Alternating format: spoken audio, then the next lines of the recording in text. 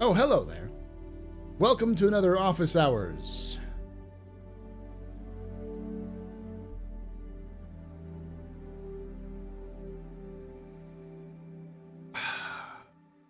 Refreshing capsule. That's right. This is a small segment of the Office Hours live stream. As I said before, I'll say it again. Never going to stop doing it. So, but for those of you who are annoyed by that, there is usually a little cut between the beginning and the end of this, so you can actually like skip over this section and get straight to the intro. This is a small section of my Office Hours live stream I do on Thursdays at 8 p.m. Eastern, 5 p.m. Pacific, on twitch.tv/theastropub, youtube.com/theastropublive. Love to have you join this chat here who's lying to you about it being pre-recorded. I guess technically it is recorded because you're watching this after the fact, but I did this live. Never trust chat. We're going to be looking at the letter from the chairman for today. But before we get to that, if you've been watching any of these in the past and you've been enjoying these stuff, and if you want to know more about the news, lore, and other stuff of Star Citizen, make sure you hit that like button, subscribe for more content just like this, hit the bell icon to be notified when these release. That being said, let's look at the letter from the chairman. Rare occurrence these days, released on March 14th, 2024. So, I had to point this out. Point this out the chat. What we do now echoes in eternity. Marcus Aurelius. Marcus Aurelius never said that. The character Marcus Aurelius in Gladiator did, but that is a misattributed quote from a movie. Just like if you've watched Gladiator when they go around saying strength and honor, and do their little like salutes. None of those is historically correct. They just kind of made it up on the spot as a nice little like thing, but it's been misattributed. So, yeah, Marcus Aurelius, fantastic person in history. Read Marcus Aurelius's stuff on Stoicism if you're at all having struggles, and it's a great read to help out because Marcus Aurelius was a Roman emperor who dealt with severe crippling depression and lots of cases of like imposter syndrome and such. So his meditations, which is basically his journal, his personal journal, is great for if you want to kind of look into the mind of an ancient person. So.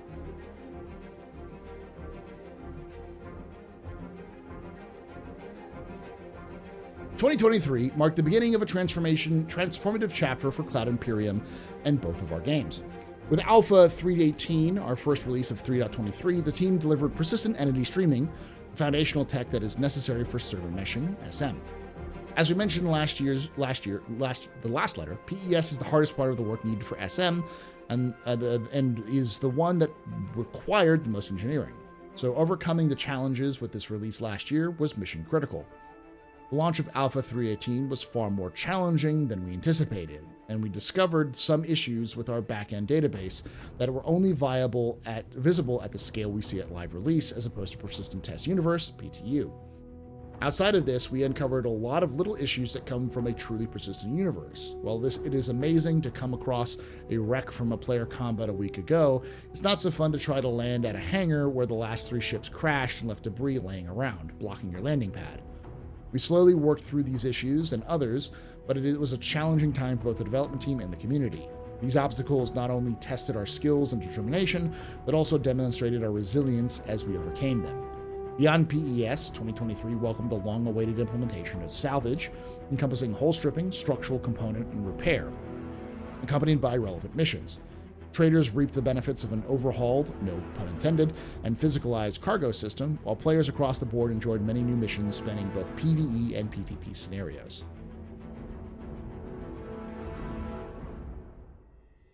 I will pause for a moment and say GCube does in chat mentioned that all of the books can be found free online, so go check them out if my spiel at all interested you in that. They're great to read. Our development journey reached a series of significant milestones last year, all of which took center stage at CitizenCon 2953.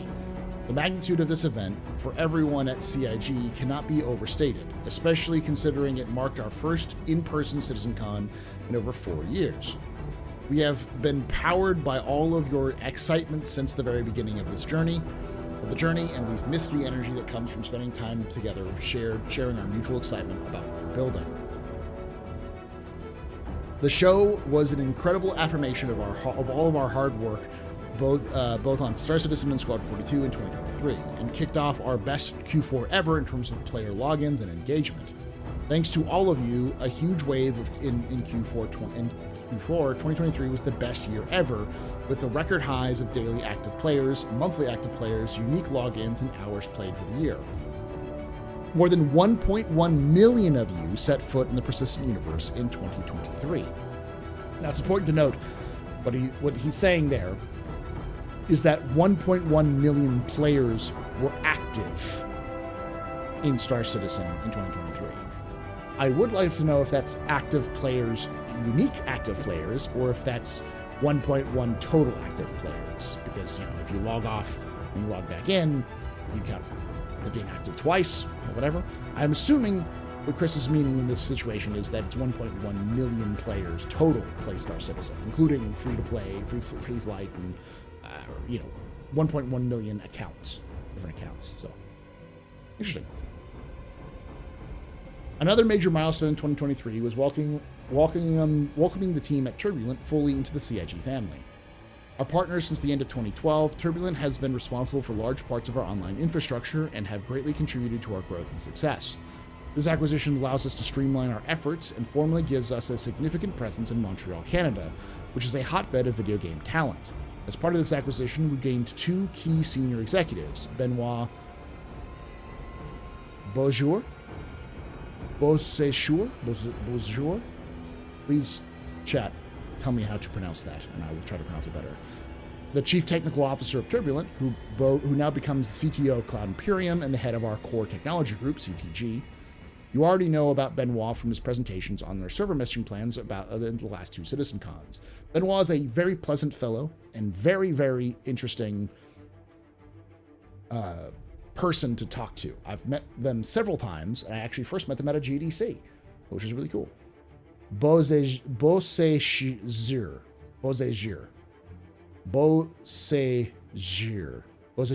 Okay. Jour like de jour. Okay. That was okay. Beauséjour. Okay. Jour. It's like a zh. I know. It's a zhuzh.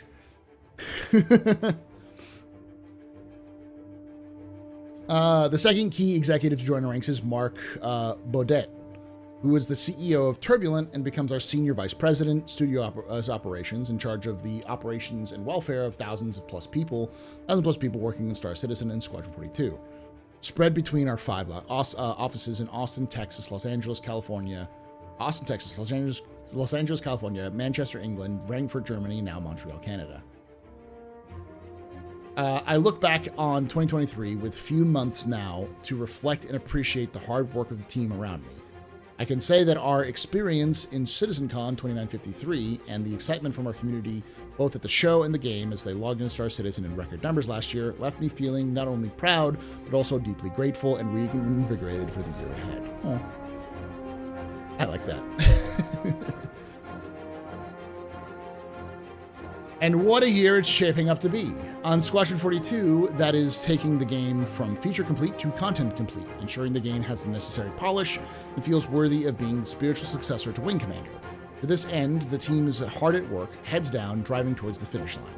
I'm incredibly excited about how the game is shaping up, and we'll have more to share with you at this year's CitizenCon, which will be held in Manchester, England. There has been a theory of mine and many of the community that CIG will announce the official release date of Squadron 42 at CitizenCon 2954. 2954. Which does seem to rack up because, and I do want to emphasize this for those who say, oh, CIG will just release it. That's a terrible idea because what CIG wants to do is bring people who don't already know about Star Citizen into Star Citizen or into Squad 42. People who don't already know about it. So they're going to need some sort of advertising blitz and some other tie-ins and so on and so forth, which I'm sure they will.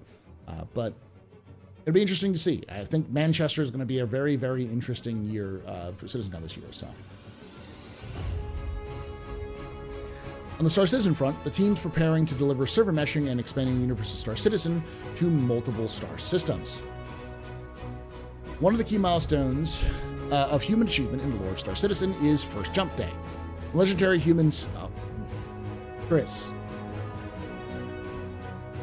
You read my post. For those of you who don't know, I'm the Astro historian as well, and on gosh, what was it? On Spectrum, I posted that CIG should retcon the lore and make it so that First Jump Day was the day that, I think, March 9th, because it was April 10th. And I said, just move it a month back to March 9th. That's when the first citizen actually jumped to a new system. And that CIG should recognize them and give them some sort of in-game kind of nod to this event, because CIG seems so happy about it. So I'm gonna take credit for this. I don't know if I will, or if it will matter or not, but I'm gonna take credit for this. I'm glad someone told them about my silly idea. When legendary human astrophysicist and pilot Nick Croshaw discovered and navigated the first jump point, the mad lad he was, on 10th of April 2271, and became the first human to visit a planetary system beyond Sol. Eventually, that system was named Croshaw in his honor. His journey was described as the jump that changed the course of humanity and led to the star-faring future we depict in Star Citizen and Squadron 42. He's a big, important figure. A lot of his quotes are used for explorers and stuff like that. He's the less horrible version of Christopher Columbus in the Star Citizen universe. Less bad. The Marco Polo, or the what's the I can't remember all of the different famous explorers. He's like the Neil Armstrong, the best way of putting it.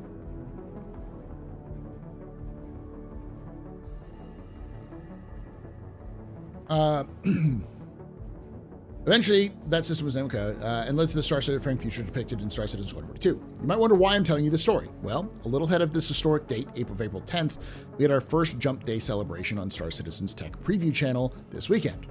For this test, our progress on server meshing and replication layer technology, we opened our first functioning jump gates and allowed players to test traveling between the two systems for the first time in our history. Players were able to travel between Stanton and Pyro via wormholes, with each system streaming in and out seamlessly. For those of you interested, our Versus' own Nick Croshaw honor goes to an Evocati member called Mr. Trash. Perfect name. Perfect. No notes. For jump point between Pyro and Stanton, it was meant to be. Who we believe is the first in the community to successfully jump.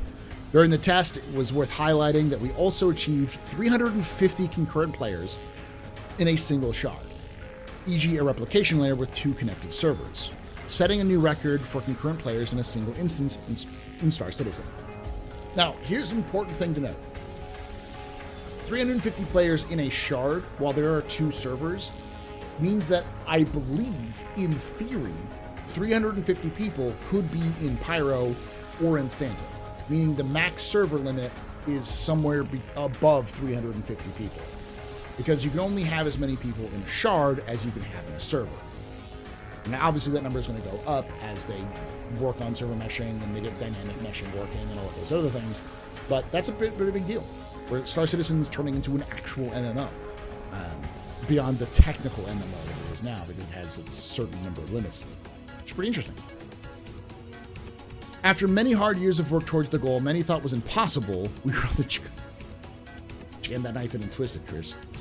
We are on the cusp of delivering one of the final pieces of technology that will enable a connected, shared universe that thousands of people can experience together at the same time.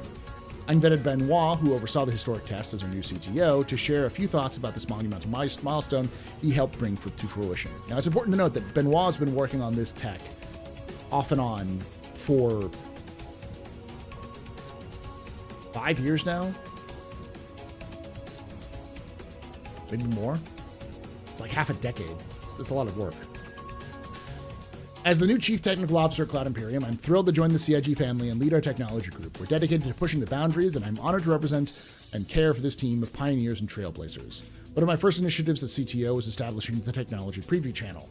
It's a space where developers can fearlessly test large technology changes with players way before they go live, fostering the spirit of open development with our community. Yes.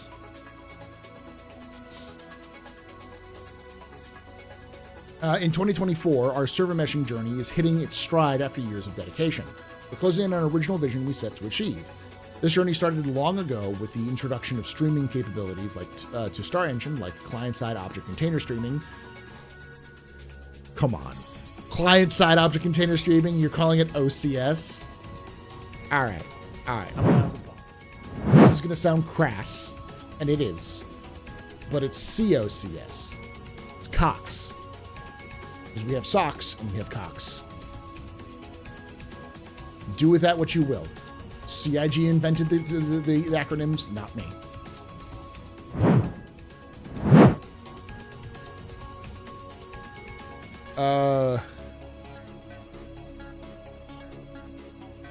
Followed, okay, by server-side object container streaming, socks, and progressing to persistent entity streaming to maintain the entire game world. Every step has been building towards our goal to support MMO-level player populations and high-fidelity game environment of a large magnitude.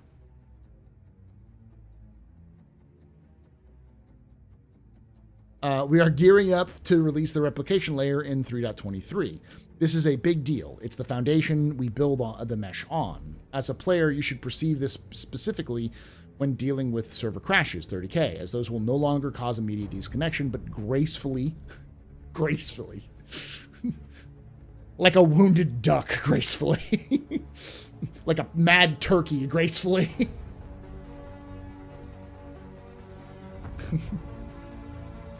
As graceful as a pissed off bison.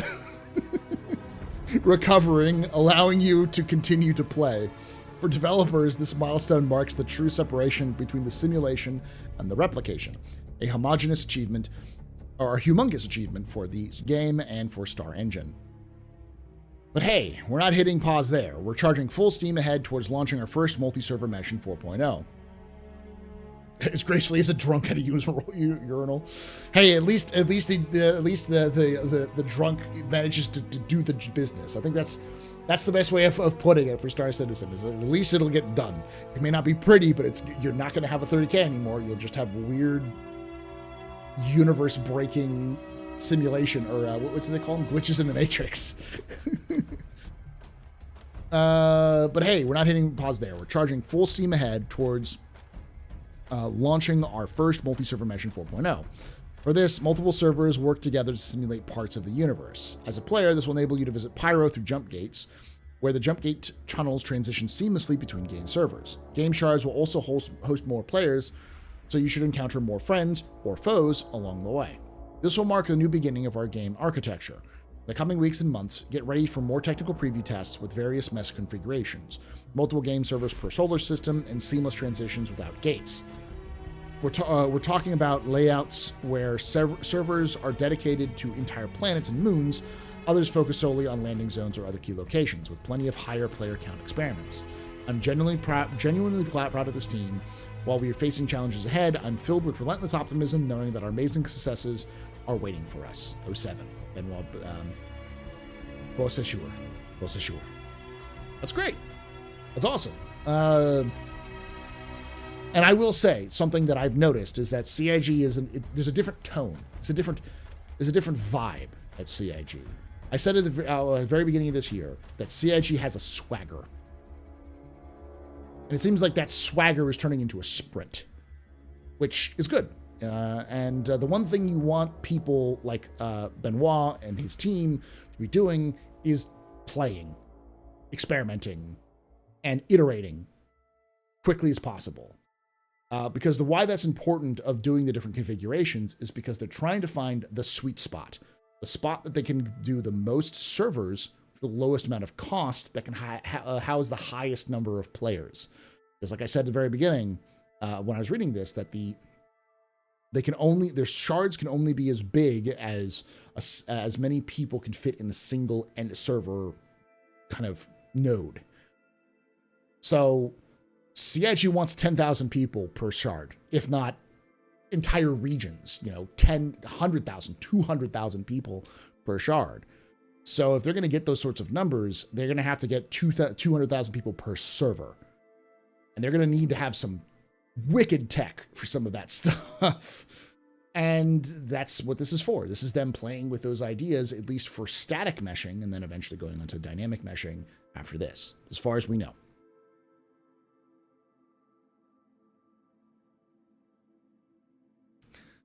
As we set sights on the year ahead, the team remains focused and committed to ushering the community into uncharted territories with the release of Pyro and Star Citizen Alpha 4.0. I cannot stress how much this is an inflection point, as it will allow many more people to play together, but also allow to seamlessly travel to different star systems. All this points to 2024 being our biggest and best year yet in the universe of Star Citizen.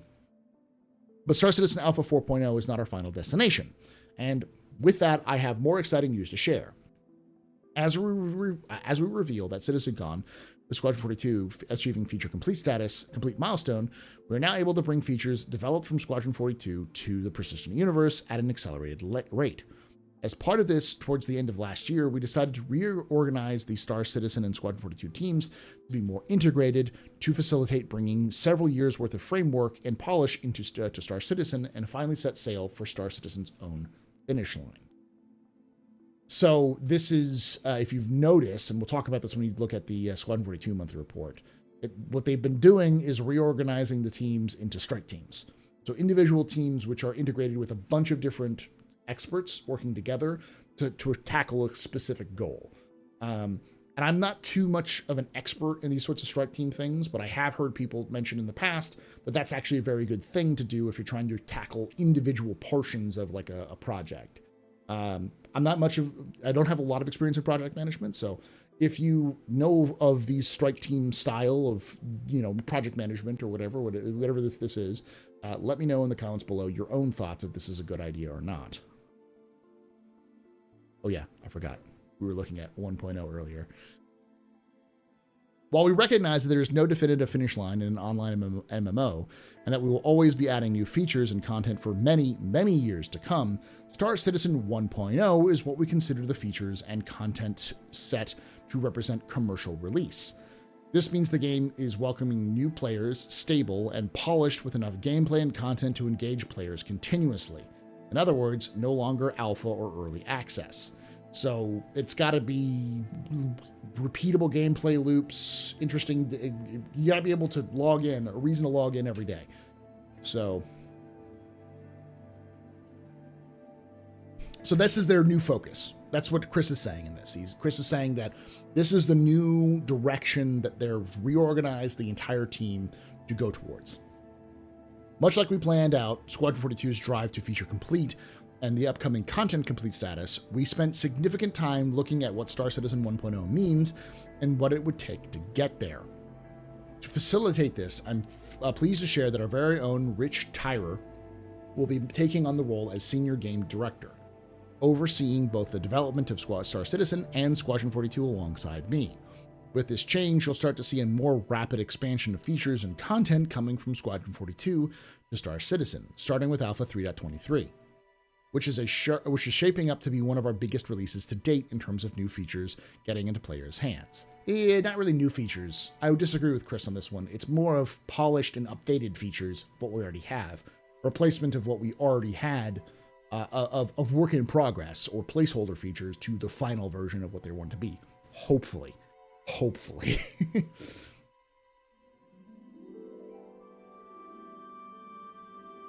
Okay, there's someone's product manager here. I'm not entirely sure what the strike team would be composed of in CIG's case. What you'd want, though, is a self-sufficient teams with vertically integrated skills. I believe that's what they're doing, where you have QA, game developer, like game designer, coders, physics folks, everyone who would be involved in this, just say bounty hunting, everyone who would be involved in making a bounty hunting gameplay loop together into one team to figure out what that bounty hunting is going to look like much faster, rather than having the designer write out a doc, send it to, programmers who then, write it up or whatever. Such that there is no need to throw a requirement over the fence to another team or have a sense of my part is done on team X now. Yeah, that's what I believe they're doing, because they've talked about the different teams in terms of like they named them after their leaders, like Team Kane and Team, I don't know this guy's name, but yeah. Thank you, Gabriel. That way the team can own the entire requirement of any feature which should result in higher velocity. Thank you for explaining that. It's actually a good way of putting it. I believe that's what they're doing, but we have no confirmation. If there's any CIG developers who are watching this, please do confirm that in the comments below as well. I would love to hear that. Or if there's anyone watching live, I'd love to hear that as well. Any kind of clarification on this would be nice.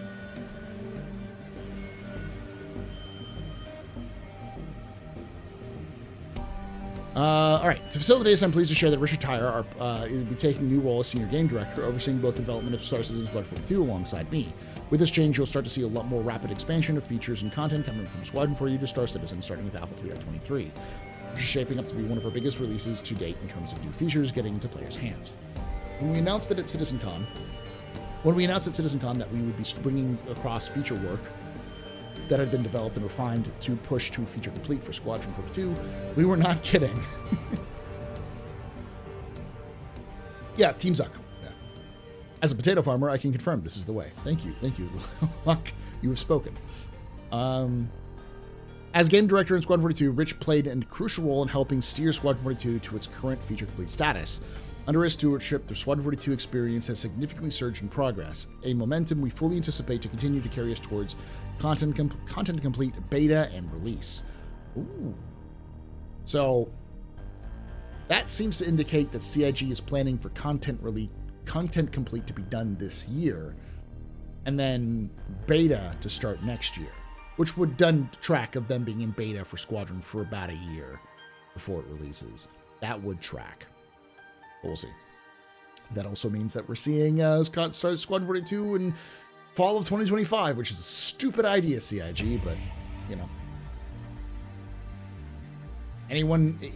that's another story. We'll talk about it later, but it's just stupid to try to launch anything, any media at all alongside GTA 5. Building operations supervisor for Amazon, Gabriel. Hit the nail on the head. We have different internal names, but yeah, same idea. Okay. Oh, building was named for Amazon. Gabriel hit it on the head. Same idea. Okay. I'd heard about it before, so.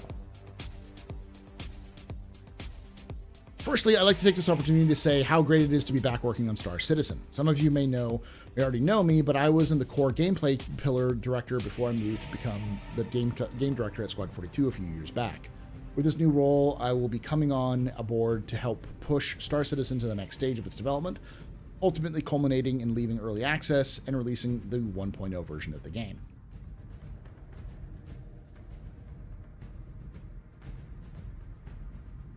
This begins with identifying what features and content are required to create a fully realized space MMO, while laying the foundation for the future updates. To be 100% clear, though, this doesn't mean that I'm going back to the drawing board and totally changing the vision of what Star Citizen currently is. This aim, Chris and I have overseen to this aim, with this aim, Chris and I have overseen the creation of a roadmap that takes us all the way to 1.0 and outlines all the features and content we need, just as crucially the ones that will come post full release. Okay, I've already seen people talking about this is another road to Pyro, another roadmap. Let's not panic and hit the panic button quite so far. This sort of thing is pretty common in any project management. You want to have a clear idea of what you need to do to accomplish your goal and the steps you want to take, which is harder to do when you're still building your basic framework. And a lot of what we've seen thus far and what Chris has talked about is the framework is done. Like a lot of the basic fundamental building blocks of Star Citizen are finished or in the process of being finished. So you want to have an idea of what a release version of Star Citizen is going to look like. Nobody knows. Chris doesn't know. Rich doesn't know. Nobody in Star Citizen community, knows what 1.0 is going to look like, because there's a lot of stuff on the way to making a game fun, usable, interesting, and playable. Those things are all going to be a completely different, it's going to be a crapshoot. No one knows how that works. And that's one of the risks of game development, is when you start developing a game, you may have no freaking idea what you're going to make, because things change so frequently in game development, because the idea you have may suck. It may be boring, or it may be technically impossible, but you don't know about that until you start it out. So,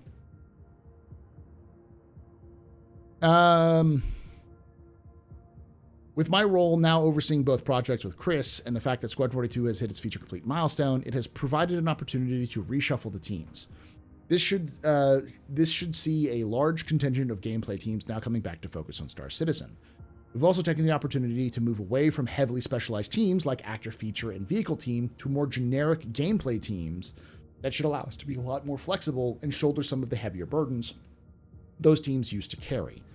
While these teams will still be instrumental to shipping Squadron 42, they'll now be focused on bringing the existing features over to Star Citizen, as well as working on brand new features like base building and crafting to help round out the 1.0 experience.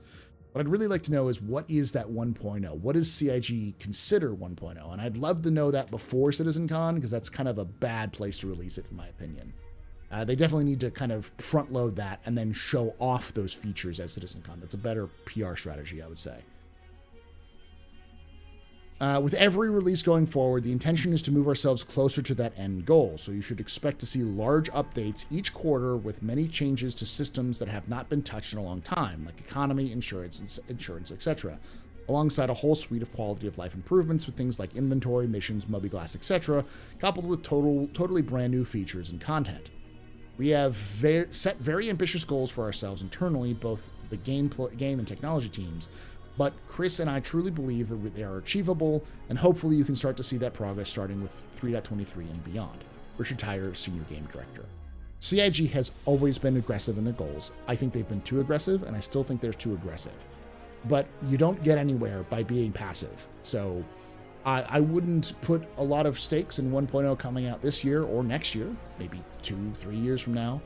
And I expect it to be more like a beta soft launch than it would be a big bombastic launch. We're not going to get all 100 systems in 3 years or whatever. We might get 5. But I also don't think that they're going to just stop development at that point too. So it's going to be an interesting thing. And I think they need to talk with their marketing teams or build a marketing team. If they're starting to talk about 1.0 now, they need to start looking at those sorts of things, getting brand managers up and running. Looking at, they already do a pretty good job, but they need to get super in depth with this shit. Like, research it. Because I can guarantee you that their CIG probably doesn't realize that they're staring at a very weird launch of 1.0 if they only have a handful of systems in and such, so.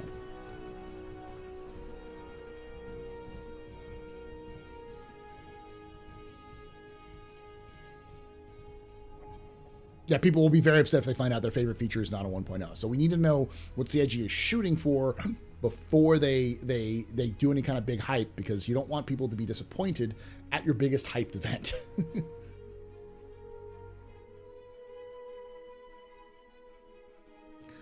All right.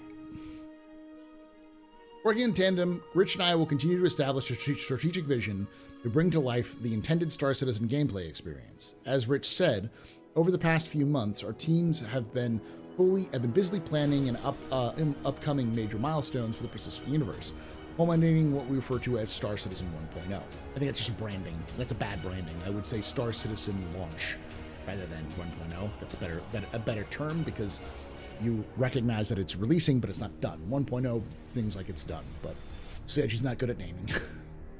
As roadmap comes together and becomes validated, we look forward to sharing with you both its vision and executional plan later this year. It needs to be coming sooner.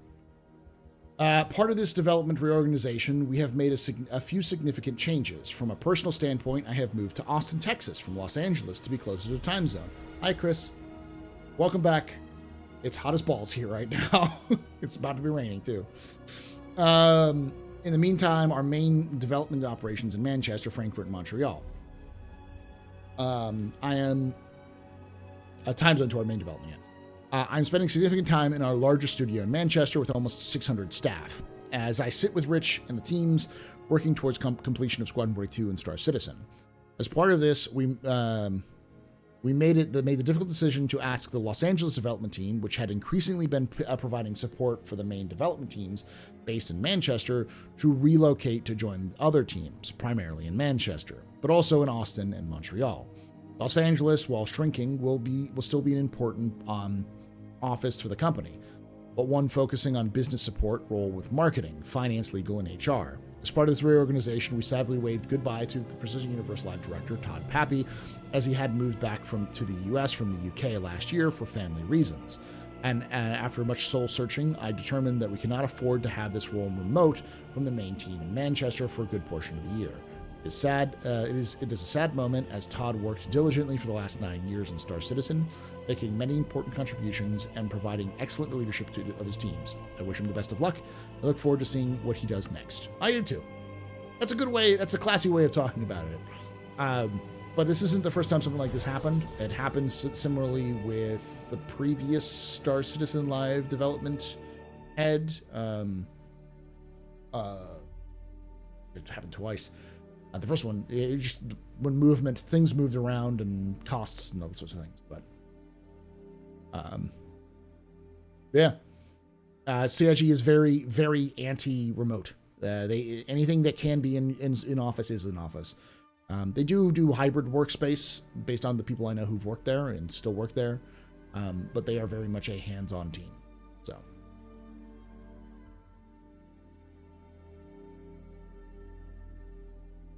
I will miss the sunny skies and beaches of Los Angeles, but Star Citizen Squadron 42 take precedence.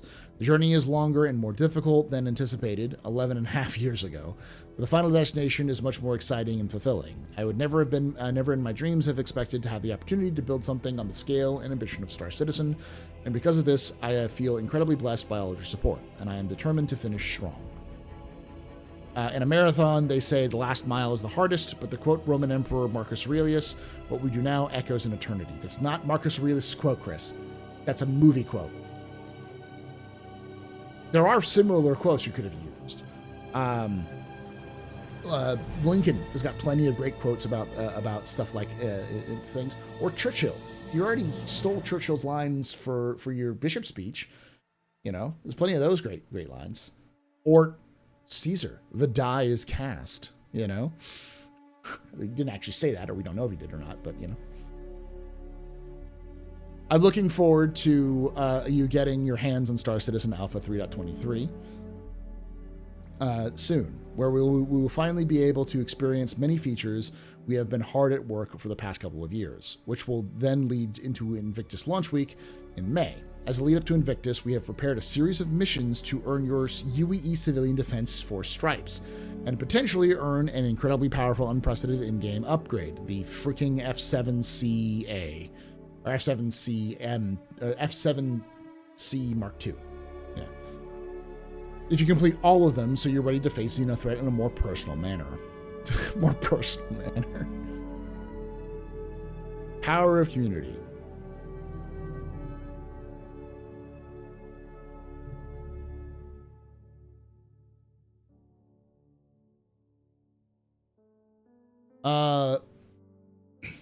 The driving force behind our success is our extended team. Each and every one of you, together, we have built a community that not only plays a crucial role in our development, but also emboldens our shared passions for Star Citizen Universe.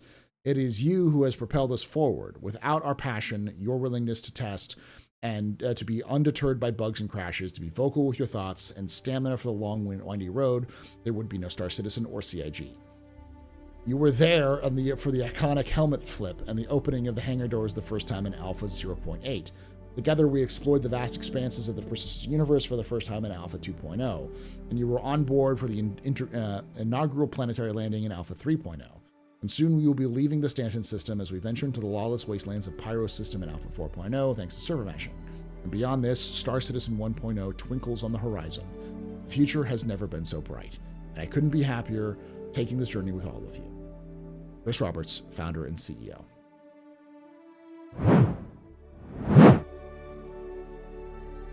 Yeah, I mean, there's not really a lot of insight here. A lot of this is reiterating and more focusedly, like very focused, telling people what's going on with Star Citizen, which is a good thing for Chris to do, because I know there's been a lot of rumors here and there. But it is very nice to for them to kind of talk about, server meshing being tested, and address Todd Pappy, because that was a thing that was being bountied about by many media trying to smear Star Citizen, because especially some of them are obsessed with it. You know who you are. And yeah, it's a good feel good. I do have concerns about 1.0. I do think that CIG needs to address 1.0 before CitizenCon, just so we know the target that CIG is trying to hit. Because I think if you release that to our knowledge in like September, and then October said, by the way, here's what we have so far for 1.0, and delivered that to the rest of us, during the event, I think a lot of people's fears would be assuaged by that sort of presentation. But you have to get ahead of that news, not announce it and then like talk about it, because then it looks like you're covering it up. It's a lot better to lay it out, rip that Band-Aid off, because some people's favorite features aren't going to make it to 1.0. And a lot of people are going to be very mad that they want their money back, because they wanted this game for only that one thing, and now it's gone, and you're never going to get it. And the crying and the screaming will be pretty epic. But then if you show them step by step what's going on, because Star Citizen's player base does not read.